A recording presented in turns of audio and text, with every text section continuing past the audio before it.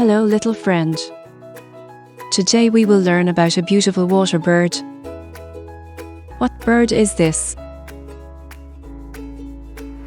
Think and answer. 3, 2, 1. This is a swan. Excellent, this is a swan.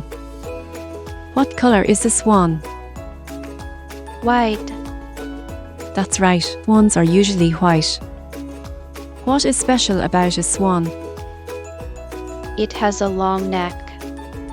Wonderful, swans have long, graceful necks. Where does a swan like to swim? In a lake or pond. Great job, swans love to swim in lakes and ponds. Can you say swan? Swan. You are learning about birds very well. See you next time at Little School Bell.